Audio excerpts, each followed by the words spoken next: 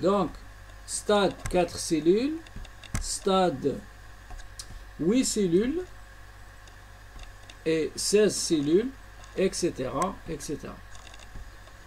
Alors, par la suite, on aura quoi? On aura le blastomère, on aura un fluide qui va commencer à se créer. Donc ça, c'est morula, bien évidemment.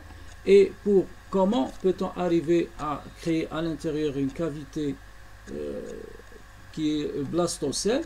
Ces cellules-là, ou bien ces blastomères, vont sécréter ou bien sécrètent un liquide à l'intérieur, un fluide, et qui va donner donc par la suite la formation de la première cavité du blastocèle. Et on aura donc par la suite le blastocèle, c'est-à-dire le liquide, avec des cellules qui se trouvent à la périphérie, qu'on les appelle trophoblastes, comme on a dit, et des cellules en amas, ou bien accumulées, dans cette zone qu'on appelle l'embryo-blaste.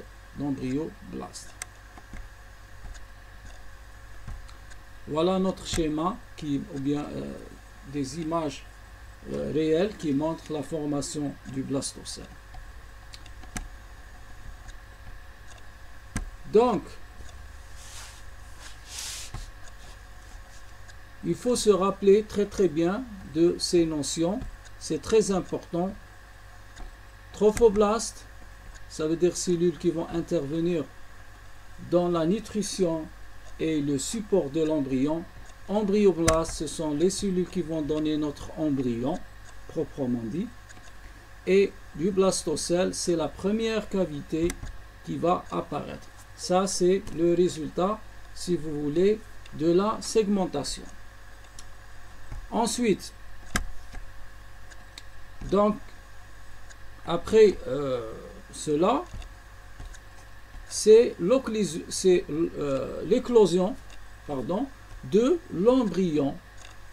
C'est l'éclosion, c'est-à-dire la disparition de la zone pellucide, de cette enveloppe qui entoure notre embryon pour permettre ce qu'on appelle la nidation ou bien la fixation de notre embryon au niveau de l'endomètre. Notre embryon, il est maintenant sans zone pellucide, sans enveloppe. Et qu'est-ce qu'on remarque? On remarque que quand cette enveloppe disparaîtra, on aura ce qu'on appelle une zone qui est caractérisée par des récepteurs. Ce sont des sites récepteurs au niveau de l'enveloppe des cellules ou bien au niveau de la membrane des cellules embryonnaires.